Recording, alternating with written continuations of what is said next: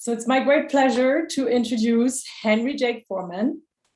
He's really one of those special people that is defying categorization. He literally and metaphorically wears many hats. He's a gifted educator, created curricula around a wide range of topics, including soil health, obviously, that's why we're here. Also digital literacy and entrepreneurship. So he's a dedicated cyclist, which I love because that's what I do. It's how I get around. A pretty good nerd. And also at the same time, he studies Korean natural farming and he draws from indigenous worldviews.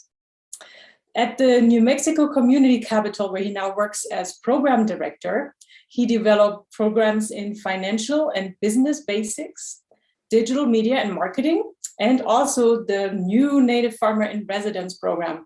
And that's how I had the honor of meeting Henry and some of his fellow, his first fellows, the Farmer Fellows, which some of you might be on the call today. So that will be great to meet you as well. So with that, really, I'll give the microphone to Henry, and I'm so happy to have you here. Thank you so much. And we're curious to hear your soul story.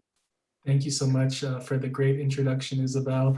Hi-ho and mabuhay. It's nice to see everyone. I hope we have people calling from all over the Southwest and potentially around the world. My name is Henry Jake Foreman, and I'm going to share a story with you. It's really a story of my life, and it's a story of cycles of lives. So I'm really looking forward to sharing a presentation with you all. I have a couple videos, but I might share that in a link later on because I know streaming videos might be a little difficult. But I want to share a story with you all. And I always like to start with acknowledging my ancestors and where I come from. So I'm going to go ahead and share my screen. Thank you all so much. A lot of people that I know, some people that I don't. So welcome everyone to my soul story. My background is actually in community and regional planning. I graduated in 2015 with my master's in community and regional planning, and it was really with an emphasis on Indigenous design and education. So I really got this degree to help promote the soil diversity, the microdiversity within the soil, and really just biocultural diversity, because that's who I am. That's how I was born and raised. My parents met at the University of Hawaii in Hilo, and this is why I'm wearing the hat. That's the hat I'm wearing today, because if they didn't meet in Hawaii, I wouldn't be here today. And a lot of times people ask me, how did I get to Albuquerque? Well, on my dad's side, I'm absentee Shawnee from Oklahoma.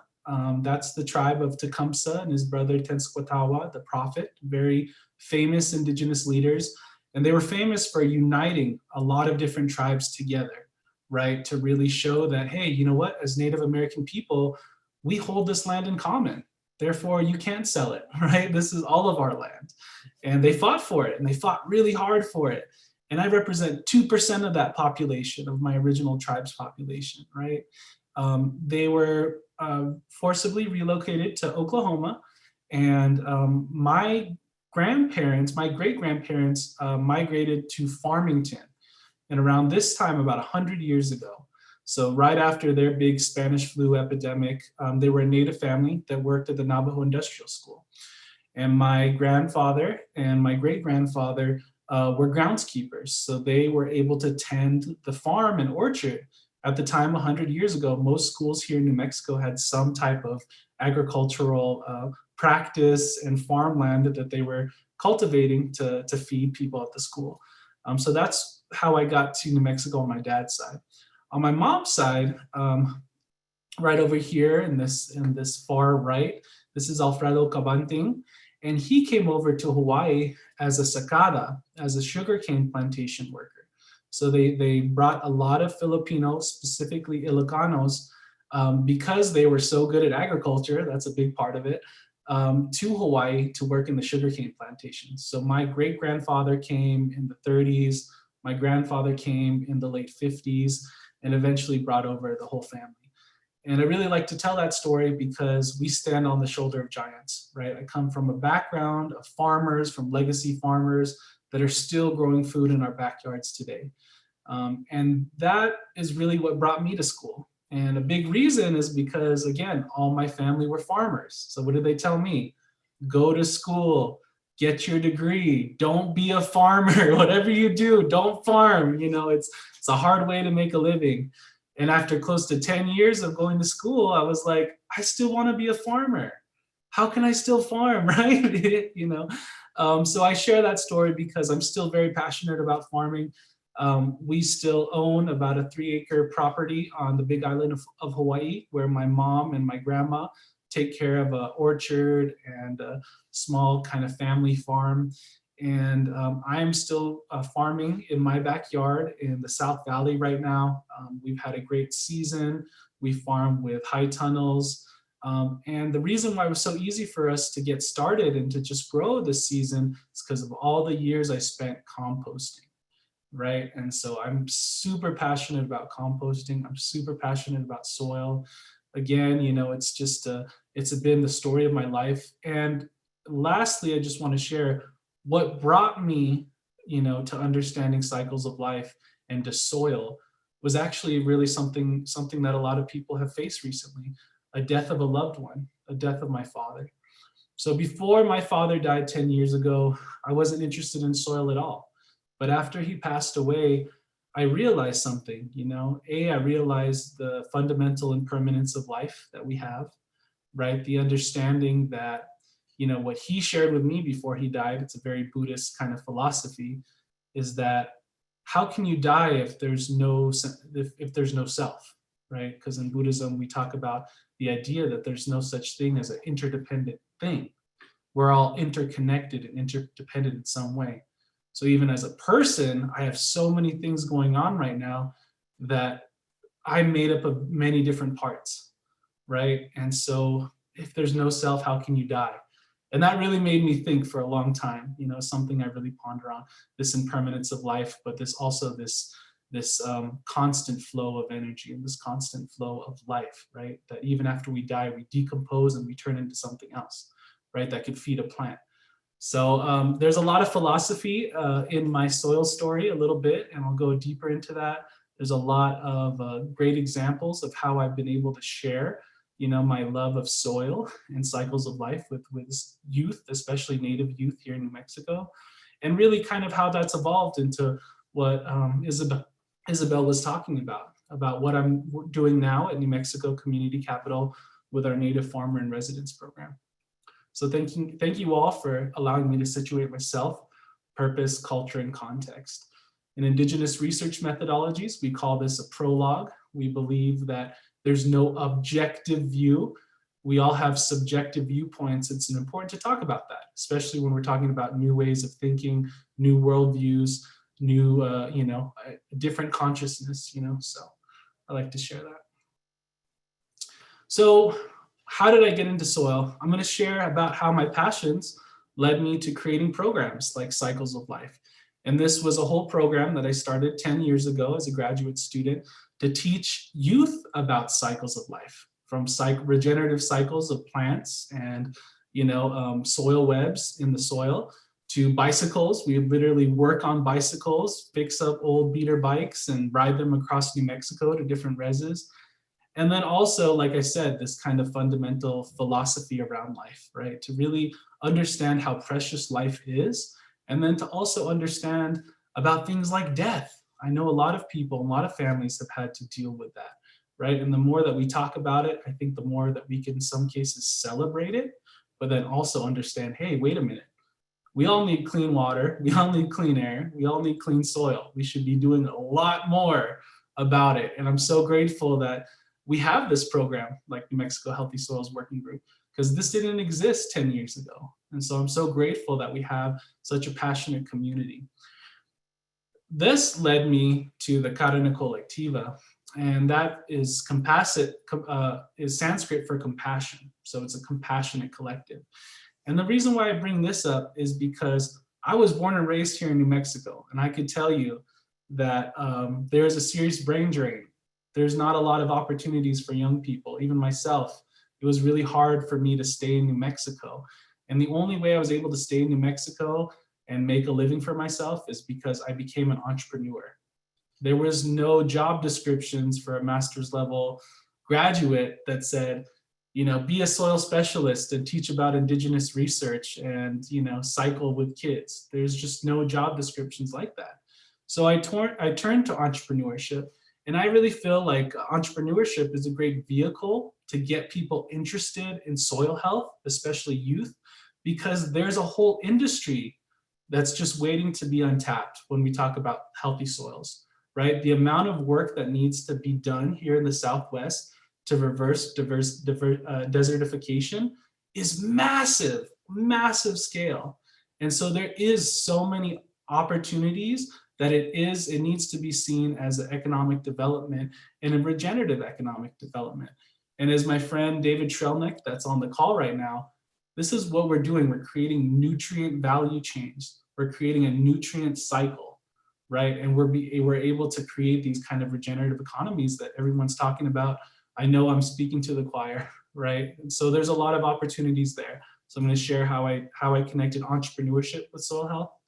And then lastly, how I'm developing educational programs to promote soil health and providing toolkits to native farmers to increase the soil biology, and also learning from them about ways that they're stewarding the lands and traditional practices. Because we have to remember, over 100 years ago, when my grandparents came out to New Mexico, there was only natural farming. There wasn't another way, right? That happened during that kind of green revolution, post World War II. So we don't have to go too far back, to go back to traditional, natural processes.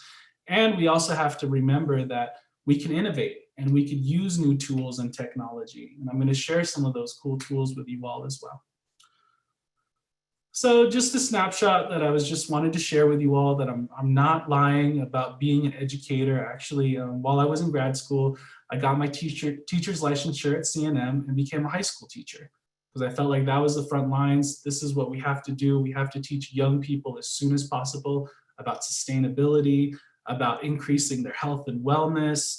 I was doing downtown growers market, sharing books and philosophies on cycles of life, and just really trying to, share my passion with the world about how we really need to focus on our water. Water is a huge issue, how we really need to focus on young people and really making sure that they understand.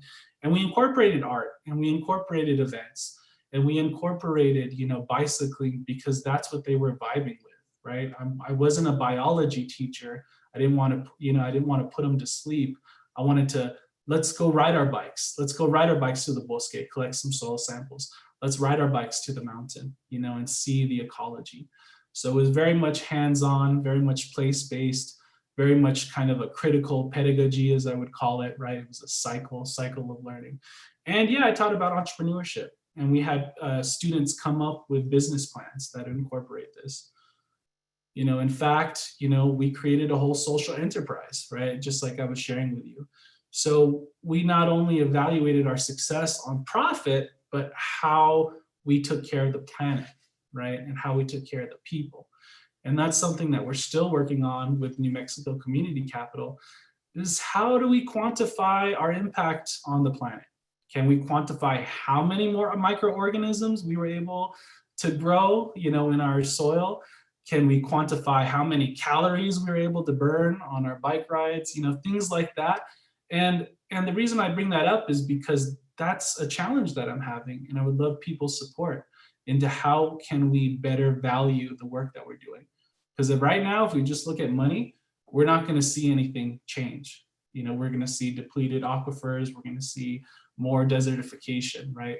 So we have to understand and change what we value as a society, and really come together for a collective impact.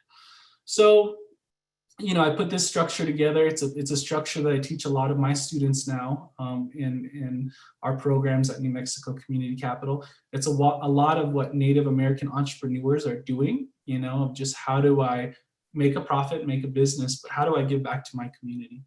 And I think there is a way to do that. It's a 21st century Indigenous-based social enterprises. It's, again, these things exist. We see B Corps, all of these things, but we could really take it to another level. So I know a lot of people might have their own farms at their house. And there's ways that you could make profit from not only selling your produce, but educating people, right? Coming up with professional development, coming up with learning tools, doing consulting, doing pop-up workshops. And that's really how I sustained myself at the very, very beginning, because like I said, at the time, 10 years ago, I felt like I was speaking another language. I mean, it really kind of tripped people out that I was like so into composting. You know, you see examples of tests that I gave my students, right? I wanted them to understand dynamic flux and interdependence and compounded phenomena and chaos theory and biocultural diversity and decolonization. I mean, I look back at these tests and I'm like, dude, what? Wow, you know, like that's a lot. That's a lot for young people to understand and comprehend. And you're doing this like, you know, as a teacher during summer school, like it's pretty wild. And so, you know, just examples of all of the work that we've put in collectively, right? Everything from, you know, here's my crown jewel. When I was able to get my compost to reach 140 degrees, I was like, that's still one of my like, you know, best moments of my life, because at the time it was really difficult. You know, I mean, I was learning from Dr. Elaine Ingham and understanding that in order to really kill the seeds that are in the compost and really transform it, it needs to get to a certain temperature. And it was really hard for me to get that temperature, so I kept trying. Another part was getting goats, right, to create that cycle, you know, to be able to have manure, you know, and put into our compost. For about 5 years, I would go to the Albuquerque alpaca farm and pick up alpaca poop every week for 5 years. That was kind of my service, you know, to myself and to my community. And we saw a lot of differences. We would call the soil Alpacapulco gold. You know, that was the business model. And it didn't really work out because at the end of the day, it was a lot of work. Understanding traditional Zuni garden techniques. You know, this is a great example of how we could create sustainable, you know, farming practices and really what that meant. Because not only are you literally, you know, shoveling earth from the ground to make the retaining walls, but then that allows you to do some lasagna composting in those squares, and that breaks it down. And that's really an effective way to compost here in the Southwest, is right, just by burying you know, lasagna gardens together. So, you know, it just goes to show that it's truly a practice. And I know some of us here have probably been doing this since I, you know, was born, you know, so even longer than I have. But just know there's young people out there that are really taking this on, that are really serious about it, and really bringing their own creativity to it. You know, again, just some other ideas, right, of like why we brought in entrepreneurship. You know, on our left, we have our compost tea that we made, you know, in this small office space in near UNM with students. We even had a grow lab, you know, and that was really fun to get young people interested, because at the time, you know, we didn't have much space as a charter school that I was working with. And what we were able to do is get these high school students to then consult and make school gardens, elementary school gardens. So this is at Manzano Day School, which was a kind of contract work program where we did a summer program, and we built their community garden that still exists today. We use super adobe construction, you know, for all around, making signs with the kids, you know, teaching them about diversity. And I really like this sign because we respect all life, you know, is just really something that you could also teach with, you know, teaching about soil, is you're really teaching about, you know, how to live together as all human beings, right? Like all beings beyond human beings, right? That we all should respect all life and just understand that. So another philosophy. What I'm going to share after this is really more about what I'm doing around Korean natural farming. I really like Korean natural farming because, again, it really focuses on the philosophy, right? And their big kind of principles is follow the laws of nature. What you need is what around you is what is around you. Enjoy the process. Start with an empty mind. Let them help each other and help themselves. So, you know, I really like that philosophy that they provide, and I'm going to share just a little bit more about that. Awesome. So we'll pause there. Great. So I have a couple things to share with you all, what really helped me. First of all, I just want to start where I left off. You know, the Cho Global Natural Farming, I found out about this when I was on the big island of Hawaii. And it was in the perfect timing because basically Master Cho is Korean. He's been around for about 40, 50 years. His son also created his own way of farming called Jadam farming, and you all might know about it.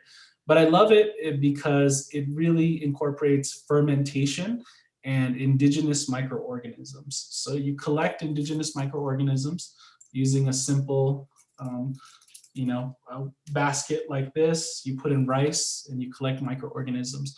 That's been really difficult for me to do here in the Southwest because of just the changing of the climate and temperature, but I'm still working on it. I have been able to collect the microorganisms that they're looking for, but I've also supplemented with my own techniques that I've developed. And the big thing here is that we really want to capture a diversity of microorganisms, but specifically the mycorrhizal fungi. And I know that's been a huge challenge in the Southwest of like, how do we continue to cultivate that mycorrhizal fungi? There's no easy way. Isabel and I have been talking about this, and the best way is to create these microclimates, right? Within your backyard, within your farm, look for areas that are naturally, prone to have some fungi around it, so trees, shaded spaces. Believe it or not, right? A lot of people think that fungi's food is definitely woody material, but it's also rocks. They love the minerals on rocks too. So that's something that I've also been thinking about. Another thing, you saw earlier, this was one of my first tools. This was my first bubbler kind of tea maker that I made, and I was so proud of myself. Now we're using a lot bigger, 500-gallon water trough, but I'm using it now to collect eggshells. And that's a simple Korean natural farming solution. It's water-soluble calcium, which is basically just eggshells charred and then mixed with vinegar, specifically brown rice vinegar, but you can use regular vinegar. And that really makes an amazing water-soluble calcium. And that's really good for what? For building bones, building plant structure. So in order to really understand Korean natural farming, you really have to understand the nutritive cycle of your plants, right? Because each, just like human beings, we each have our own cycles from that seeding stage to you're growing into a teenager. You want some maybe lactic acid bacteria because that's the whey from milk. You might want some of this water-soluble calcium. And then when you're more maturing, you want some of those micronutrients, right, that come from a fermented seawater. Right. So these are all cool things, and I don't have enough time to go deep into the natural farming. As you know, I just want to shout him out, Matsunobu Fukuoka, One Straw Revolution, and his last book, Sowing Seeds in the Desert. I really enjoyed, I really enjoyed his philosophy because I'm a lazy farmer as well, and he's all about do nothing farming. And I like that philosophy that we could think that we could do so much with technology and with the way that we're educated and my degree and my understanding of this, and just understand that no, you have to start with an empty mind, always, and that keeps you humble. He outlines ways that you could use, vast scale seeding using the seed balls with the microdiversity within the seed balls, and literally have them drop out of planes and helicopters, for vast seeding and restoration. And we're at that point. I really believe that's really not too far-fetched for us to think about, creating millions and millions of seed balls, with indigenous seeds and just kind of, the indigenous microorganisms within there. And of course, I have to say, I'm sure we got some Paul Stamets fans, mycelium runging, that always really gets people excited about soil health and fungi and growing their own fungi and things like that. So another tool of the trade, again, just getting young people involved, Petra tools, simple sprayer. I think, what I've come across is in Korean natural farming, but other ways of, having sustainable farming practices is you need a way to get the microorganisms on the soil and on the plants. So a simple sprayer is something that's come in handy a lot, especially this season. Korean natural farming, a lot of it is about the foliar spray, and it's also about the kind of root spray around the plant. And we've seen that it's decreased water usage, and I could personally attest to that. Using Korean natural farming with a high tunnel creates that microenvironment that really helps plants grow and succeed. And there is a way to do this on a larger scale. We're still learning that, but just from a small scale that we've seen in our garden, I've never grown bigger vegetables than I have this year. So I think there's a lot to say about that. There's different techniques, of course, if we're talking about growing for cultivation, or we're talking about, serious ecological restoration, there are differences. But for the most part, I think we can do our part, and it doesn't have to be too far away from us. It could start in our backyard. And that's really, at the end of the day, just want to promote is that, what they said, 60% of all vegetables during World War II came from small farms, from small gardens, right, in ourselves. Quick question about the eggshells. The eggshells, need to be charred. And the best way to do that is probably outdoors, because there is a smell. I usually do it outside, either in a fire pit that I have, and I use an old cast iron skillet. You could also just use one of those kind of burners, and it doesn't have to be completely burnt, just a little charred, and that will help it deteriorate a little bit more in the vinegar. And geez, okay, awesome. 2 minutes, and I'm 2 minutes on time. Can you believe that? Wow. So yeah, another thing, I just had my little thermometer as well. That's always helpful, just to see kind of, where your compost is at. I'm really interested to learn what other people are doing and kind of what gets them interested. But I know that the Korean natural farming is something that might be new to the Southwest from what I hear, specifically from Dr. Cho. So I would love to learn more. Is there any site to learn more about cycles of life? You can check out our Facebook to learn more.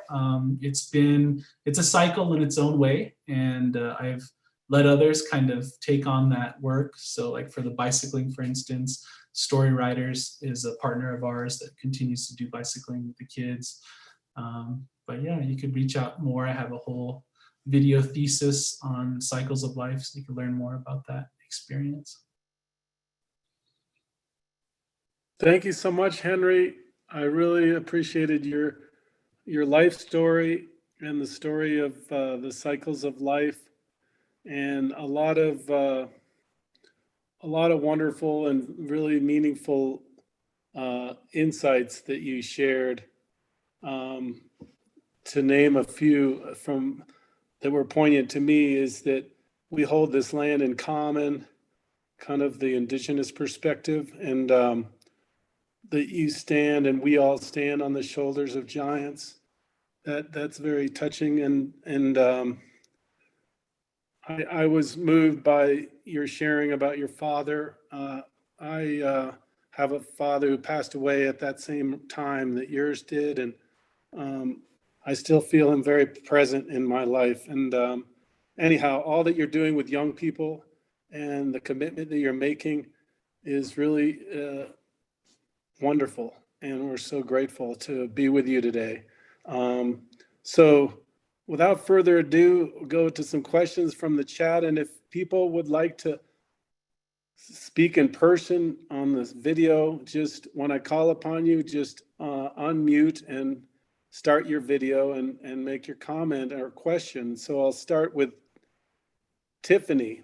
Tiffany has a question for you, Henry. Yeah. Would you like to ask? Sure. Hey, thank you so much for doing this. I'm part of a climate advocacy project at UNM, and so this is absolutely fantastic to be able to talk to people who are on the ground and have some background in this. It might be a silly question, but I'm really looking into dry farming methods and practices, considering that our acequias and irrigation ditches were turned off 3 months early or 3 weeks earlier this year. What is the difference between waffle gardens and lasagna gardening, like you mentioned? Yeah, well, I'll share that waffle gardens were, traditionally done in Zuni Pueblo. So I got to learn from some elders, and as well as a friend, Reina Bantea, So I would love to get you in touch with them because they'll do such a better job of explaining Waffle Gardens and the meeting and how to and why. And Lasagna Gardens were, again, just one of the easiest ways to compost here is just to be able to make layers of all of your greens and browns and all of your different food waste together and bury it, and then it will slowly decompose over the season. And you could still plant it too. So I did a hybridized version, of course, because that's who I am and here in Albuquerque. So we did the Waffle Gardens and we dug the sand out, basically that where you make the square and you put that out for the square, how do you say this? The square fence, I don't know, the square kind of retaining walls.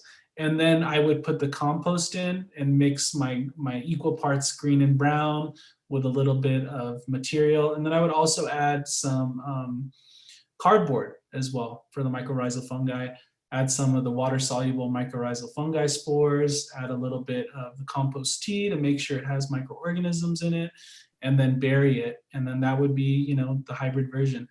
From what I've heard from Reina, traditionally they would bring forest soil. So that was the whole point. They would bring forest soil back into their garden. And there you go. That's indigenous microorganisms. So, we could go deeper into that, but that's a great question. Thank you. Thank you so much. Oh, no, go ahead, Tiffany. Sorry, so I can stay in contact with you. May I put my email in the chat for you? Absolutely. Awesome. Thank you so much. Yeah. And I know there's other questions and comments.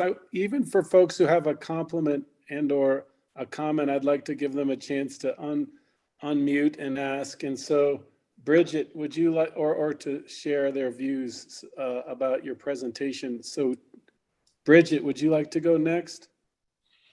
Oh gosh, I don't want to elaborate too much, but just that was fantastic. And I learned so much and I really appreciate everything you had to say. Thank you for that. Thank you, Bridget.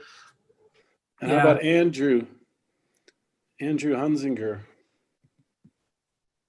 Happy to share a couple words. Not really questions, but just a shout out, complimentary. I love the story framing, right? That's exactly the way to do it. And I'm at this great uptick in my soil story. I've been touching it for 30 years of my life. I'm a hydrologist retired from Fish and Wildlife Service. Mm-hmm. And I've dabbled, right? I took it in college, yada, yada, yada, but I've never been an active practitioner. And now in this job I'm currently at with Valencia Soil Water Conservation District down in Berlin, I'm just loving it because all of a sudden there's this tidal wave of interest in the dirt, right? And it's present nationally. It's present most powerfully in New Mexico, and in Valencia County, there's this nucleus of people who are now signing themselves up as these soil health champions and connecting with this network, which is just so empowering. A lot of us are at this very beginning, I've been a scientist by training, but I still will trip over just the vocabulary, right? I can't say it right, and so I'm working on being a more effective ambassador. But one thing I love, and I just want to emphasize on this point, and then pivot to some cultural stuff. Valencia Soil Water Conservation District, right? I come into this discussion as a 30-year federal hydrologist, right? Working across the nation, and I don't want to touch the water piece. What I want to touch is the soil piece. I want to touch the soil piece because it allows me to access constituencies that, if I put it in the context of drought and climate change and water flows and measurements and all the hydrologic stuff, I'm this tiny little fish in a huge ocean. But if you put it in the context of soil, all of a sudden you're talking to almost everybody in some way, shape, or form. And again, like I said in my chat context, it seems like it's this wonderful unifier that allows you to connect to people. Yeah. And the quick pivot to the cultural piece. And if you can do it, oh my God, in a way that connects entrepreneurially to our youth, there's hope for this world, right? Sure. I'm blessed to marry into a Navajo family. I got grandkids underfoot right now. I just had a visit last night from an unemployed half Navajo, half Pima fellow, nephew of mine, who went to Salish Kootenai College, got a degree in hydrology, following some of my footsteps, And now he couldn't get fucking hired by the Pima tribe because of the internal politics. Right. It's just the most frustrating thing you can imagine. So he's looking at going back to the Forest Service or doing other things, right? But he and his, and I don't want to dominate, I'm sorry, but he and his relatives are doing this entrepreneurial way of connecting to all sorts of things. And so if we can put it in a soil context, wow. Right. So I'll stop there, but just, yeah, big shout out and connecting a lot of really nice dots. Awesome. Thank you so much. Yeah. And that's really great. You know, I think we could find a lot of inspiration from Indigenous communities. In fact, you know, in Hawaii, they use this concept called the Ahu Pua'a system, which is basically from the mountain to the ocean, to the water. And that's what we really need to think about, right? When we're talking about soil, when we're talking about water, when we're talking about regions, we need to understand that connection. And entrepreneurship is just one of those things that, you know, is a necessity. I wish I could say that I did this for fun, right? Like I was literally, you know, feeding myself in the most creative way I knew how, because I knew about what the situation was. I knew about all the politics and knew that even like, you know, federal services can only do so much, right? So yeah, we have to take it upon ourselves. And I'm glad that you brought that up. Yeah, let's stay connected. Thank you. That's awesome, Andrew. And Henry, thank you. I wanted to call on Claudia, who introduced the evening, and just say about Claudia, she's a new principal of the Healthy Soil Working Group. We're really proud to have her on the team. And she's from Chama and has done some wonderful work. So anyway, go for it, Claudia. First of all, thank you, Rob, and Henry, great job. I loved it so much. I've been teaching in the Chama region for about 5 years now, and have been shifting a lot of my dialogue towards getting the kids to write and then getting the kids to think about natural resources as a way of living and making money. So I totally connected with that feeling of like, sometimes you come to New Mexico and you don't want to leave, but there aren't jobs available, but there is this beautiful, beautiful natural resource rich area that just kind of brings out that creative nature in people. So I think that it's really, really exciting to see other young people doing great work in the lines of economics and natural resources and kids. I mean, that's everything that I really stand for, is making sure that, you know, I guess money makes things go for some people, but it's really about the youth connecting with nature and then figuring out a way to stay in this beautiful, beautiful area. And I'm sure a lot of us live in small rural communities where we just see our youth continuously leave and never come back because there just isn't a lot of economic opportunity. So creating your own economic opportunity and showing kids how to do that is just amazing. So super, super thankful to have heard you and been here tonight. Once again, thank you. And thank you all for attending. Thank you, Claudia. That's a really good point. And you all are at the epicenter of where that microdiversity is in our state too. And it's not too uncommon to hear, you know, these trade routes of what they did, right? Bringing water, bringing the soil from the forest down here to south of you all. You know, it's not too far-fetched to continue to make those connections and bring out outdoor activities mixed with education, mixed with soil health. You got to weave it all together. And that's the only way. And you know, I just want to share that encouragement with you, is just all you can do is share your passion. So share all of your passions, and I know something will stick with the young people you're working with. So thank you.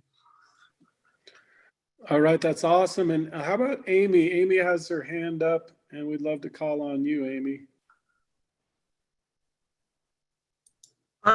Thank you so much, Henry, for your presentation. I really like a lot of the folks who have commented. I connected on so many levels as growing up here in New Mexico, having left because of the reasons that you cited, and then coming back because, you know, there's something about New Mexico that is a beautiful place. it's an arid environment, and I agree with you 100% about the concerns that you have about desertification. And as a composter myself, I know a lot about composting. I'm also interested in the mycology or the microbiology, as you had mentioned about Dr. Elaine Ingham, but I'm so excited that you're interested in Korean natural farming, and I hope that you continue to share what you learn with us about that. That's something that I haven't delved into myself, but am really interested, especially with respect to our desert environments.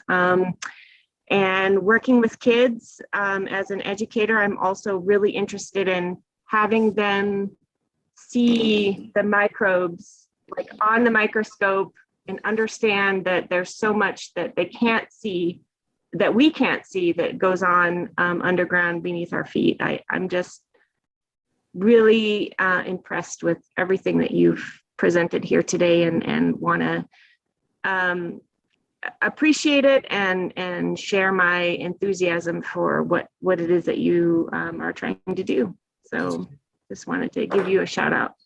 Thank you so much, Amy. And I would love to share more about Korean natural farming. In fact, in Hawaii right now, a big piece of advice that was given to me from a Kanaka Maoli farmer was that, we need to be on local government, because what they've been able to do is they've been able to get into local government to make sure that they're taking care of their farmers. So during the pandemic, they were actually able to give grants of $25,000 to local farmers to build infrastructure. And what they were able to build is literally industrial sized vats to create things like fish amino acid, the lactic acid bacteria that they were getting from milk that was going to be, destroyed because there was no school. So talk about that regenerative nourishment economy, right? Like that's the type of stuff that we can do. They created a cooperative as a group of farmers, and they sell their solutions. So it's a whole nother line of business for them. In Korea, they actually have a Ministry of Agriculture. They have a facility just full of vats of fermented solutions that they're giving to farmers. I mean, is that crazy? Could you imagine that? Like we'd have that type of services. So again, we got to look globally, to what's possible and not think that, anything's impossible.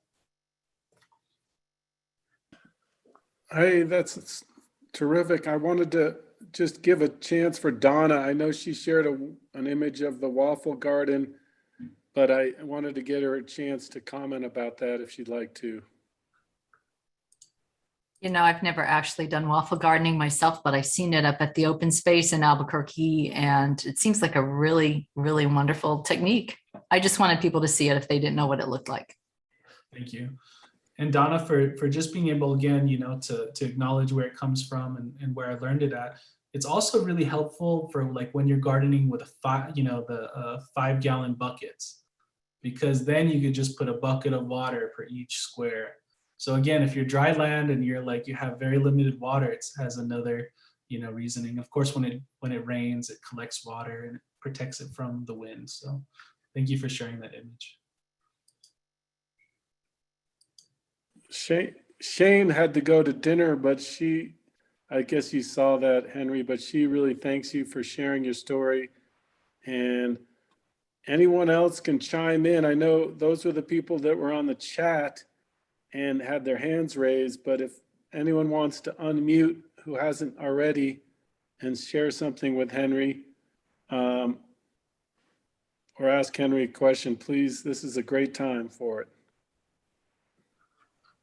Hi there. This is Sylvia Ernestina Vergara.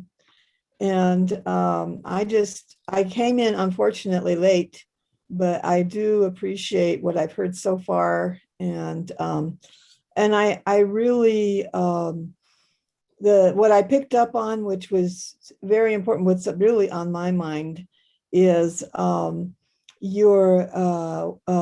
you were talking about in terms of getting involved with the legislature and government. I mean, if you think about it, if you think about the military one of their main comments is, we serve.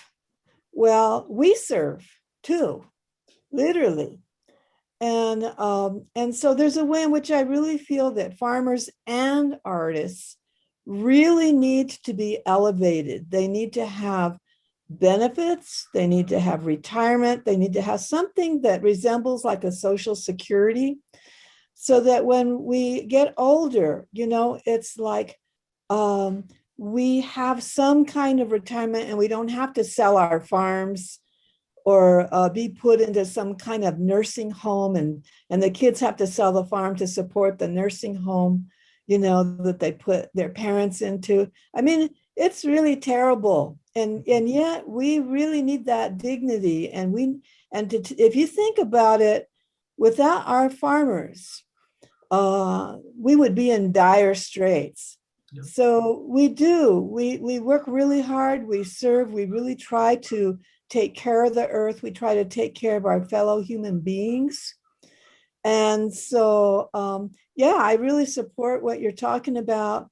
And people say to me, well, I think you're just asking for a handout. And I say, no, I'm not. That's what I deserve and what everybody deserves, and especially artists and farmers, I would say in particular. That's right. Yeah, and thank you for sharing that. And that's really important. And I'm glad that you're able to speak about that, because what we didn't talk about was that kind of trauma that we all have, right? And that historical trauma and how it relates to those health outcomes, And so big thing why my dad died is he was an alcoholic. He died of cirrhosis of the liver. And me understanding that history of trauma and where that came from, and this trauma basically of losing land, right? Let's face it, that's a big trauma that's here in the Southwest. We could start to heal that trauma by understanding it, talking about it, but making sure that we don't lose any more of that, the land of our culture, of our connections. So, I'm just sharing that because, this is what kept me sober. This is what keeps me excited. And I know that that's a big challenge with the young people and people my age, right? Is that we get depressed and we drink or we do other things. And so we could, again, I guess caress two birds with one stone here. Although what we're talking about, is making sure people stay on their land, making sure the land is taken care of, perpetuated in righteousness, and we provide those economic opportunities. Everyone's happy, especially your gut. Also, I'm very much for familia. Yeah, that's right. For familia, because when I talk about school and I talk about education, there's a lot. When the familia is healthy and resilient, when the elders are respected, the family is always there. They're there from the moment you're at the breast until you die. Yeah. And if it's a healthy family, there's nothing greater than you can hand down than the healing of your family. That is a great gift. That's right. Yes. You took the words out of my mouth. I know my wife, that was a major thing she wanted me to emphasize, is that it wasn't just me. Throughout all these years, I was with her, I was with my mom, I was with my nieces and nephews, and that big kind of family, and created that. So 100%, I agree with you 100%. Thank you. Thank you, Sylvia. And I wanted to acknowledge Tierra, who has her hand up as well. Hi, everyone. I go by Yuri, but I'm transitioning, and I use they, he pronouns. I'm also reconnecting, so I wanted to actually say greetings. So I grew up in Sonora, Mexico, so Jueme, Sam Jueme, and I wanted to say Leo Zem Shanyovu, greetings. And I've been on a path for a few years now, I started doing nonprofit work. I'm moving away as someone who's reconnecting from my cattle dog is so excited. I'm moving away from just reliance on old systems, including larger farming structures. My grandmother is from Oaxaca, Indigenous from Oaxaca, Mexico. And so a lot of her ways in relationship with the land was as much as she needed to feed her 10 homeless children, Indigenous children, in Sonora, Mexico. And so I'm coming back, and it's so interesting. So so much love to everybody who has been cultivating, tending to, and who has been stewards of this land, you know, before me and my settling. But what I'm connecting to back actually is a land and a relationship with the land that moves away from dependence of old systems and introduces these ancestral paradigms that, you know, eighth generations, for those that view it through that way, are here to reclaim. And I've picked up that there is, and someone who spoke before me, the Indigenous or mixed Indigenous artists that are queer and trans are here. And I've been connecting with some, and their farms that are led by queer people and women and Native women. And I'm seeing that, and I realize my brother died a year ago selling weed, and I really want to normalize that talk, because he is a victim of this when people are profiting off of farming that. And he was a 19-year-old boy here in Albuquerque, Tiwa territory. And that is a very common reality. And so to be stripped away, disconnected in these ways, and watch young people deprived of opportunity when a lot of them might be, you know, could happily be growing tobacco leaf for ceremonial practices or even medicine, other medicine. So thank you so much. This was so empowering. So many tears. Thank you so much. It's great to be in this land. Gracias, Tierra. Yeah, and thank you. And we need your voice. You need to share your story, and that's beautiful. So thank you for sharing that. And, you know, it's something that on my professional job, it's something that I'm working on, is really, you know, focused on equity within cannabis, you know, in this newly legalized, you know, state here, and what we can do. And there's a lot that we can do, including making sure that we right those wrongs. And, you know, we might not ever see justice, but there's steps that we can take, including making sure that we're taking care of the legacy farmers, that we're making sure that we're working with people that have been impacted by this war on drugs, you know. And so that's a whole conversation and discussion that we need to talk about, because it's creating more trauma and creating more pain, you know, in our lives. And it's also something that helps with that pain and trauma, you know, is the cannabis and medicine as well. So yeah, thank you. Oh, I think you're muted. Okay, well, that's very brave of folks to share. Go ahead, Tierra. Just want to say thank you. And John, did you have something you wanted to share? Yeah, I'd like that word legacy farmers, and I think keep thinking of problems as opportunities. And I see Sylvia's problem of having nurtured the land for a while, but getting past where she can really work it the way a young person can. And there are so many of the young people who no way could afford a farm, and especially where your land bills, you start going, and if it's watered, it's even you know. And there, so we have our land at risk, because those water rights alone can be awful tempting to sell and let go for purposes that just take it away from us all. So some of your programs are working, getting youth together with the old, and making that connection to make those lands productive and share it all, the work and the benefits. I think there's a real opportunity there. I think you're right, John. And I think we're the group to do it. We're definitely the group that has been doing it and will continue to do it. So there's a lot more programs. Again, what I learned is just how you communicate things is very important, right? And knowing your audience. So we could create these programs that can be funded, you know, from federal level to a county level to even just an internal kind of making those connections right here on Zoom. You know, that's what we need. So it is about that multi-generational learning. I'm a very big fan of that. We have a couple living with us as well, and that's how we're able to have a small farm, you know, and garden, is because we need help. And, you know, the best place to look is by connecting with generations. You know, we have our 2-year-old in the garden now, and he's already farming and planting seeds. So thank you. Great point. So we're wrapping up the hour in just a moment, and Isabel has a closing announcement. But before we go, well, first I want to make sure if Tiffany has spoken all that she wanted to say, because she made another comment in the chat. if Tiffany wants to say something, go for it. Oh, sorry.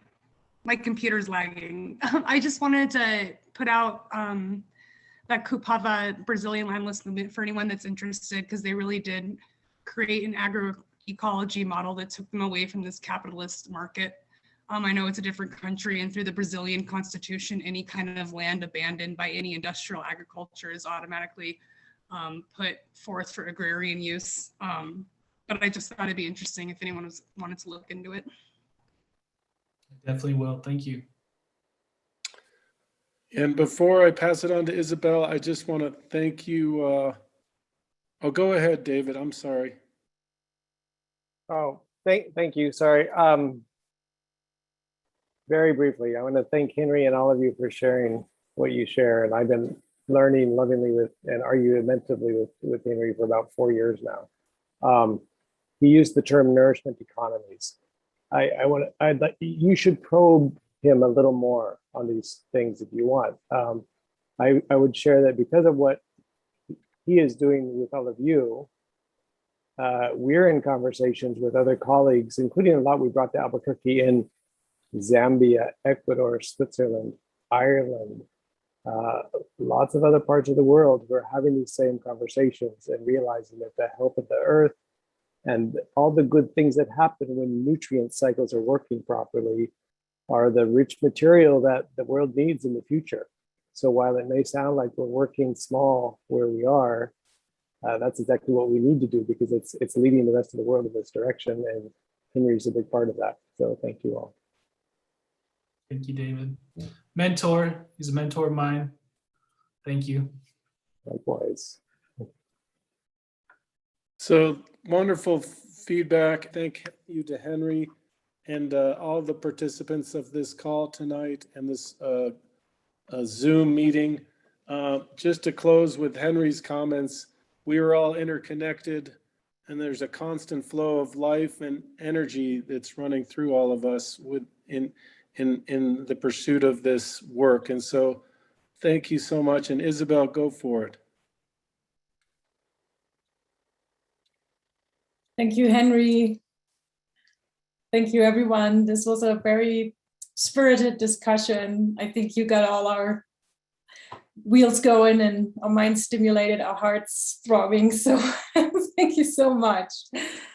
And with that, I'm going to say goodbye. We could try something in tribute to our friend Seth from Soil for Climate. What he does always at the end of his events, he asks everybody to unmute and say goodbye in a different language than English. So let's see, we can do Tewa, we can do French, Dutch. Let's see how that goes. Please all unmute yourselves, say goodbye to Henry in a language that is not English.